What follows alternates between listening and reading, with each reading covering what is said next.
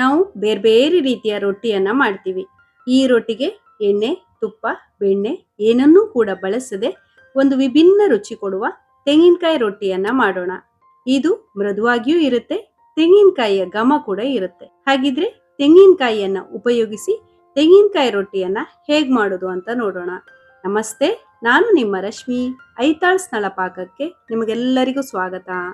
ಬಾಣಲೆಗೆ 1 cup ನೀರನ್ನ ಹಾಕಿ ಅದಕ್ಕೆ ಅರ್ಧ ಟೀ ಸ್ಪೂನ್ ಉಪ್ಪನ್ನ ಸೇರಿಸಿ ಕುದಿಸಿ. ನಂತರ ಒಂದು ಮಿಕ್ಸಿ ಜಾರ್ಗೆ ಅರ್ಧ ಕಪ್ ಹಸಿ ತೆಂಗಿನ ತುರಿ, 1/4 ಕಪ್ ನೀರನ್ನ ಹಾಕಿ ನುಣ್ಣಗೆ ರುಬ್ಬಿಕೊಳ್ಬೇಕು.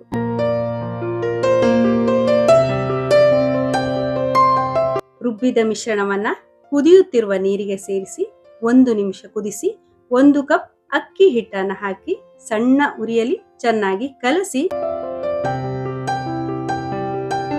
ತೆಂಗಿನಕಾಯಿಯಲ್ಲಿ ಎಣ್ಣೆ ಅಂಶ ಇರುವುದರಿಂದ ಹಿಟ್ಟು ಗಂಟಾಗಲ್ಲ.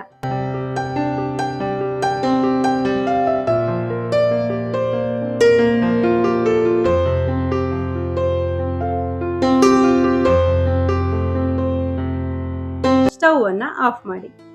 ನಾದುವಾಗ ಮತ್ತೆ ನೀರನ್ನ ಹಾಕುವ ಅವಶ್ಯಕತೆ ಇಲ್ಲ. ನಾವು ಹಾಕಿದ ನೀರೇ ಸಾಕಾಗುತ್ತೆ.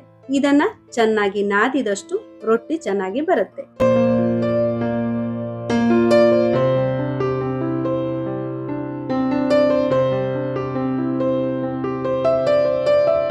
ಈಗ ಎಷ್ಟು ಬೇಕೋ ಅಷ್ಟು ಹಿಟ್ಟನ್ನ ತೆಗೆದುಕೊಂಡು ಉಳಿದಿರೋದನ್ನ ಮುಚ್ಚಿ ಇಡಬೇಕು. ಇಲ್ಲದಿದ್ರೆ ಗಾಳಿಗೆ ಒಣಗುತ್ತೆ. ನಾನಿಲ್ಲಿ ಲಟ್ಟಿಸೋದಕ್ಕೆ ಅಕ್ಕಿ ಹಿಟ್ಟನ್ನ ತಗೊಂಡಿದ್ದೀನಿ. ಉಂಡೆಯನ್ನ ಹಿಟ್ಟಿನಲ್ಲಿ ಹೊರಳಿಸಿ ನಿಧಾನಕ್ಕೆ ಲಟ್ಟಿಸಿ ಇದನ್ನ ಒಂದು ಮುಚ್ಚಳದ ಸಹಾಯದಿಂದ ವೃತ್ತಾಕಾರವಾಗಿ ಕತ್ತರಿಸಿ.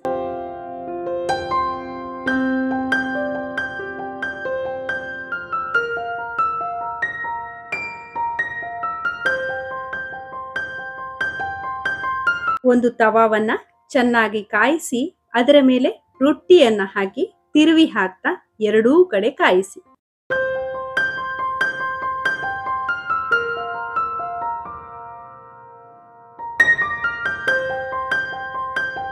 ಕಾಯಿಸುವಾಗ ತುಪ್ಪ, ಎಣ್ಣೆ ಯಾವುದೂ ಕೂಡ ಹಾಕಿಲ್ಲ. ಆದರೂ ಕೂಡ ರೊಟ್ಟಿ ತುಂಬಾ ಮೃದುವಾಗಿ ಬರುತ್ತೆ. ಇದಕ್ಕೆ ತೆಂಗಿನಕಾಯಿ ಹಾಕಿರುವುದರಿಂದ ಸಂಜೆ ತನಕವೂ ಕೂಡ ಮೃದುವಾಗಿಯೇ ಇರುತ್ತೆ. ಈಗ ತೆಂಗಿನಕಾಯಿ ರೊಟ್ಟಿ ರೆಡಿ ಆಯಿತು. ನಾನಿಲ್ಲಿ ಮೊಳಕೆ ಕಾಳಿನ ಕೂರ್ಮದ ಜೊತೆ ಇದನ್ನ ಬಡಿಸ್ತಾ ಇದ್ದೀನಿ. ನೀವು ಕೂಡ ಈ ತೆಂಗಿನಕಾಯಿ ರೊಟ್ಟಿಯನ್ನ ಒಮ್ಮೆ ಮಾಡಿ ನೋಡಿ. ಈ ವಿಡಿಯೋ ನಿಮ್ಗೆ ಇಷ್ಟ ಆಗಿದ್ರೆ ಲೈಕ್ ಮಾಡಿ, ಶೇರ್ ಮಾಡಿ, ಹಾಗೆಯೇ ನಮ್ಮ ಚಾನಲ್ಗೆ ಸಬ್ಸ್ಕ್ರೈಬ್ ಮಾಡೋದನ್ನ ಮರಿಬೇಡಿ. ಧನ್ಯವಾದಗಳು.